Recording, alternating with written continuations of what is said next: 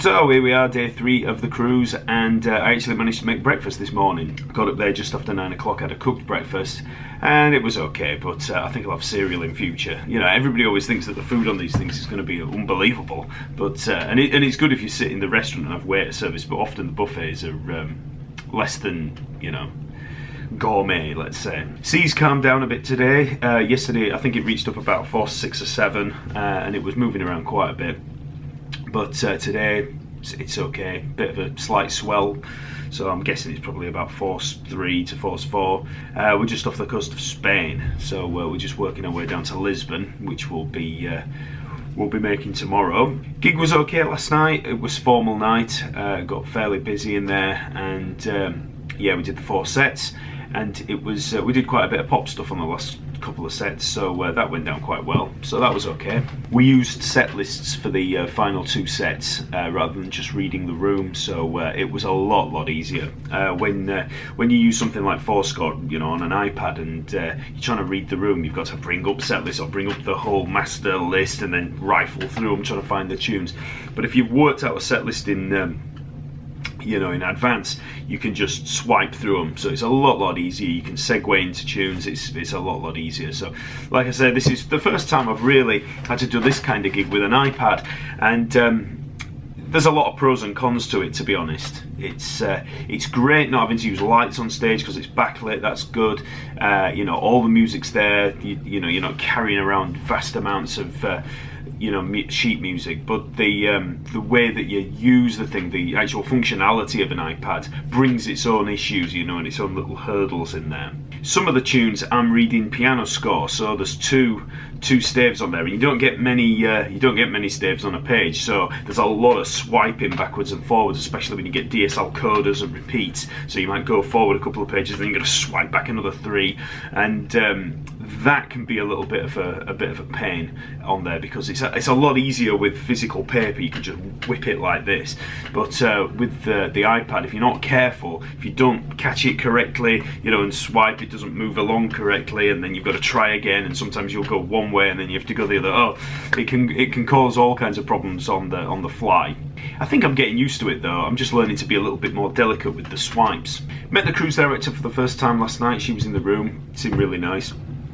The cruise director, just in case you don't know what that is pretty much in charge of all the entertainments. It's the entertainments manager, and she kind of decides on the everyday kind of running of everything. I think I'm going to try drinking a bit more water. I've not really had any water for the past 2 days, and my lips are all really dry, and sometimes on these things it can be quite hard to find with like big bottles of water.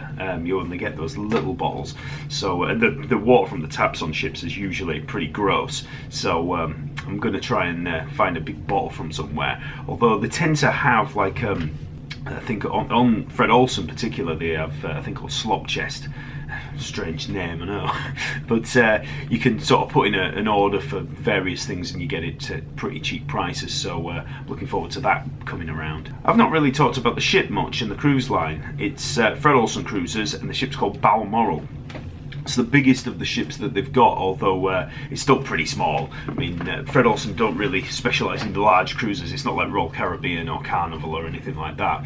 It's actually exactly the same size as Titanic. When they did the Titanic anniversary, they used Balmoral as you know, for doing an anniversary run of it, and there was like a big TV thing all about it, like a big documentary series going along with it. And I wasn't on for that. We just got off. I didn't really want to go on a ship for the Titanic anniversary. I thought it might be a little bit, you know, like cursed or something. So Fred Olsen have got a certain market corner. It's generally for the older generation, really. Them and Saga cruises. I know that they try and get in with different age ranges, but they've really sewn up this kind of market. Most of them sail out, well, they all sail out of England. So out of England you usually have like P&O, Cunard, and Fred Olsen and Thompson as well. They're another cruise line. But most of the, all the Fred Olsen ships are pretty small. There used to be one called the Black Prince, that was really small. I think that was a converted ferry. And then you had the Black Watch, Boudica, and Braemar, and Balmoral's the newest one, although it's not that new. It was owned by a different cruise line before this. I think it was called the Regent Crown, and then they extended it. They cut a big chunk out of the middle. They cut it in half and added a section in the middle, and that's when we actually got on originally. When I was band leader on here, it was just the inaugural cruise of that, after they just stretched it. So for a lot of people, this ship had probably seemed quite boring, especially for the younger generation. It's really aimed at the older age range, but I don't mind that. I mean, I've worked on a lot of ships with a lot of younger people on board, and I don't mind it when it's like this. It's just a lot more chilled and laid back. When I was younger, it was quite nice being on other cruise lines, when there's a lot of younger people on there, but because you can, it's a bit party central. But on here, I don't mind it. It's just more laid back. And the one good thing about Fred Olsen, they get really good itineraries. Like one of the world cruises that I did about how long ago? About 8 years ago, was amazing. It was like the most amazing world cruise. So we saw Petra, went to the pyramids, went to the Great Wall of China, went around Alaska, came down. It was sometimes on world cruises you'll go around Australia instead, but we didn't. We went up to Alaska and came down the west coast of the States and Canada. So that was great. And we've done a lot of things like Canada cruising. They do Norway a lot because it's a Norwegian cruise line, and I love Norway. I like all the scenery and stuff. I mean, some people, like when they work on these things, or if they come on as passengers, they want to they want to either go to the Caribbean and just do loads of sunbathing and stuff, or they just want like party kind of atmosphere. But I quite like chilling with the scenery of places like Norway. At some point today, I'm going to try and start the new book for talkingbass.net. So I've got a chord tones book that I'm going to be doing. I've already got the study book of scales out, and I've been promising doing a study book of chord tones or arpeggios for, well, what is it now, about 4 years I've been promising it. Never got round to it because I've just been doing other things. And the last time when I wrote the study book of scales, it was on a ship. Actually, I just spent all my time just writing that down in the cabin, because it's quite good, on ships. It's like you can get away and you can just put yourself in the cabin and just lock yourself away and just write. It was a little bit tougher on there because I was sharing cabins, and that's a good point actually. I've actually got my own cabin here, and that is a rarity. That very rarely happens. So anybody that's looking to do cruises, don't think this is the norm, having your own little cabin like this with a porthole. It's like, this is I'm being spoilt here. It's normally that you're going to be sharing a cabin with someone, and it's usually going to be in the bowels of the ship, and it's going to be a tiny little cabin. That's the norm. One other thing to be aware of on ships like this is that it's worth bringing your own like 4-way extensions and adapters. I've got a little 3-way adapter there plugged into the wall, and this ship only runs on 2-pin 220, whereas everything I've got is 3-pin 220 or 240. So I've got a lot of these little adapters so you can plug them in the wall, and sometimes on some ships they just have 110. So depending on what stuff you've got, you have to bring the right adapters. 4-way extensions and 2 and 3-way adapters are absolutely essential when you come away on a ship, because usually you'll only have a few plug sockets, and there's always things to charge, and things to plug in. So it's always essential to have things so that you can just plug more than one thing in at a time. This morning I've just been walking around waiting for everything to charge, because I needed the camera battery to be charged. That had run out, phone had run out, the iPad had run out. Even my watch needed charging. Stupid Apple Watch, it's like having to charge your watch, of all things. One of the things I get asked a lot about is what kind of skills you need for playing bass on a cruise line. And there's not really any one answer to that, because there's a lot of different gigs that you can do. As I've mentioned before, there's the theatre band, that backs all the shows. There's lounge bands like this one that I'm doing at the moment. There's there's duos that come on board. There's trios. You even have like steel pan bands coming on and things like that. So there's a lot of different gigs. But the one that everybody always just assumes that they're going to get asked to do is the theatre band. That's the stereotypical ship gig. For that, you need sight reading. You've just got to be able to sight read.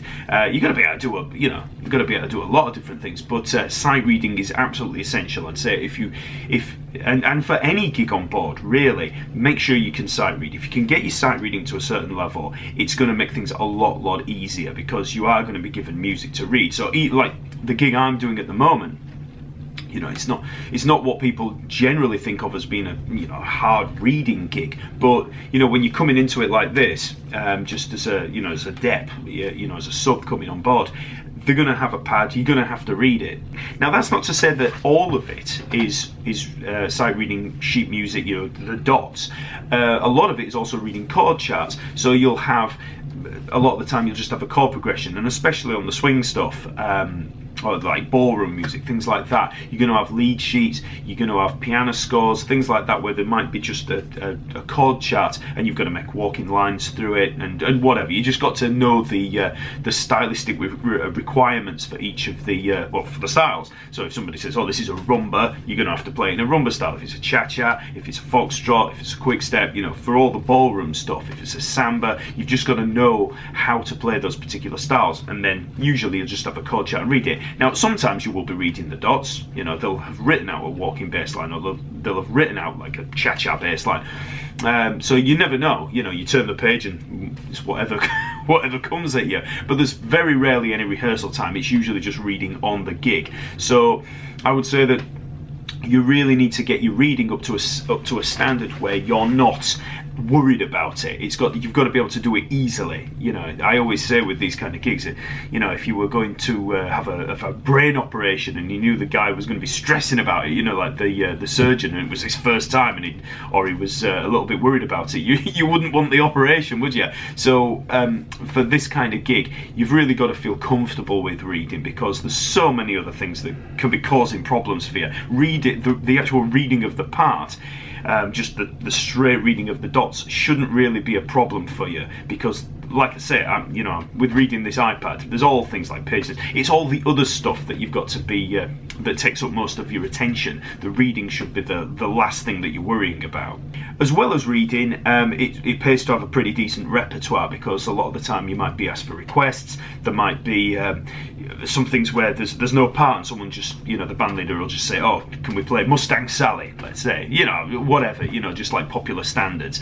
And so you've got to have a fairly decent repertoire for that kind of thing. And actually, it's helped a lot with some of the tunes that we've been doing. Like last night, one of the tunes was "You to Me Are Everything" by The Real Thing, and I know that really, really well. I've played it in hundreds of bands, and when I turned over the page, there it was. We've got "You to Me Are Everything" to play, and the bass line's a bit of a bitch. It's not the nicest thing to read, because it's loads of 16th notes all over the place, and it's not the toughest bass line in the world by any stretch of the imagination, but sometimes reading that kind of thing can be a bit of a pain. But if you know it, it's easy. And also, if you've got a decent repertoire and you know something like that, again, you don't have to worry about all the page turns so much, because you kind of know where things are going to be going. So when you get to the end of the page, you're not thinking, "Oh God, I've got to get memorizing 2 or 3 bars before you get to the end of the page so you can turn and then see what's coming next," because you'll already know. So having a repertoire helps you reading a lot. It helps the overall act of reading,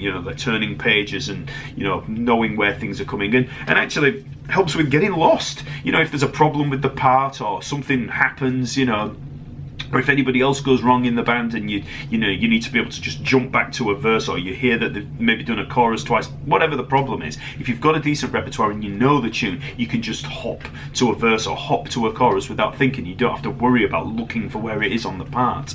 As well as reading and repertoire, I'd say that you also need to be pretty well versed in playing jazz. So you need to be able to play walking bass lines at a variety of tempos, because no matter what the band on a ship, at some point you're going to be given a chord chart and have to walk through it. Even if you're just playing ballroom music, you're going to be playing quick steps and foxtrots. You're going to have to play all those kind of lines. You're going to get the same thing in the shows. So I'd say that no matter what the gig, you're going to have to be able to walk. Well, now I'm going to go get a shower and get changed, and then go see if I can find myself a cup of coffee somewhere.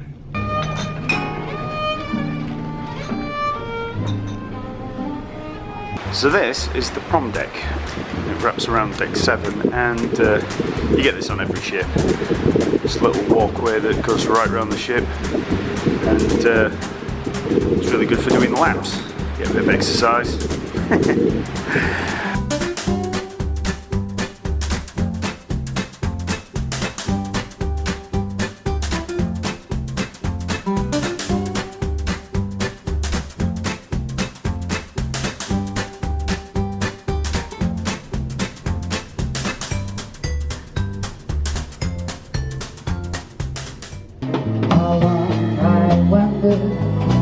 But this thing will last at the age of miracles.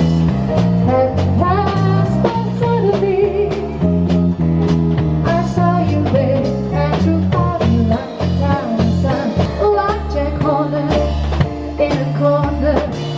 Don't go nowhere. What do I care? Your kisses I was waiting for. Believe me, I don't stay out late, don't get to go. I'm home about it, just me and my radio. Ain't misbehaving, saving my love for you. Ain't misbehaving, saving my love for you.